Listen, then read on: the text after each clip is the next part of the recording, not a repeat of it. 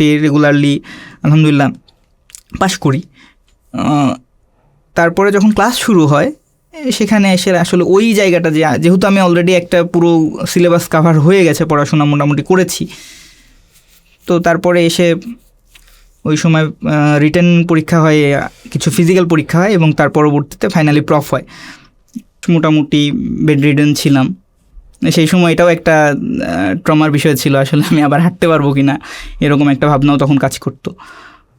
যাই হোক, তারপরে সেপ্টেম্বর মাসের দিকে হচ্ছে আবারও ব্যাক করি আচ্ছা, এবং এরপরে আলহামদুলিল্লাহ যে আমার একটা না একদম কন্টিনিউ করেছি। এবং এটা আলহামদুলিল্লাহ যে হচ্ছে এই 3 মাসের গ্যাপ ছাড়া বাদ আমার যতগুলো মেডিকেল লাইফের ক্লাস হয়েছে এখানে প্রায় অলমোস্ট সমস্ত ক্লাস আমি অ্যাটেন্ড করেছি। মানে আপনি এরপরে আর কোনো ক্লাস আমার কোনো ক্লাস মিস ছিল না এখন পর্যন্ত। আচ্ছা, আমি একটু একটা জিনিস আমার একটু কৌতূহল আছে, সেটা হচ্ছে যে আপনি তো এই 7 বছর জুনিয়রদের সাথে শুরু করলেন, ওদের সাথে আসলে তো আপনাকে মিশে যেতে হয়েছে যখন অফলাইনে ক্লাস হয়েছে, সরাসরি ক্লাসে গেছেন। এই ট্রান্সফরমেশনটা আসলে কিভাবে করেছেন, সম্ভব কিভাবে হয়েছে?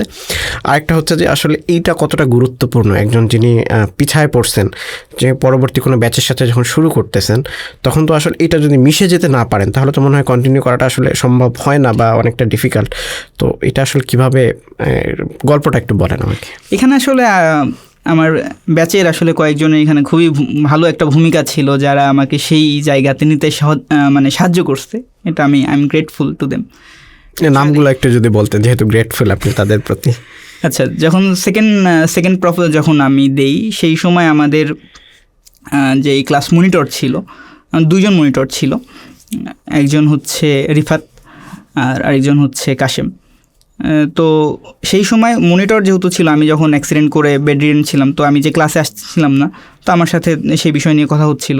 তো সেই সময় থেকে মোটামুটি ইন্টারাকশন শুরু হয় রিফাতের সাথে, এবং যখন আসি ব্যাক করি সেখান থেকে আসলে কথাবার্তা শুরু হয়, যেই কী কী মিস গেছে যেই ক্লাসগুলো, সেই মিস যাওয়া ক্লাসগুলোর যেই লেকচারগুলো সেগুলো হচ্ছে কালেক্ট করি। এই আস্তে আস্তে হচ্ছে ইন্টারাকশন শুরু হয়। কিন্তু আমি তো যেহেতু হচ্ছে হলে থাকতাম না, বাইরে থাকতাম, আমার ইন্টারাকশনটা টোটালটাই হচ্ছে ক্লাস টাইমে যতটুকু ইন্টারাকশন হতো সেই কেন্দ্রিক ইন্টারাকশনটাই ওই সময় পর্যন্ত ছিল। আর সেকেন্ড প্রফে আসলে খুব বেশি দিন আমি ক্লাস করতে পারি না, যেহেতু একটা 3 মাসের মোটামুটি আমি বেড রিডেন ছিলাম। জাস্ট পরবর্তীতে এসে আমি সেকেন্ড টার্মের পরীক্ষা দিয়ে আমার প্রফ অ্যাটেন্ড করতে হয়। এখানে আসলে খুব বড় সম্পর্ক হয়নি সেকেন্ড প্রফের সময়ও,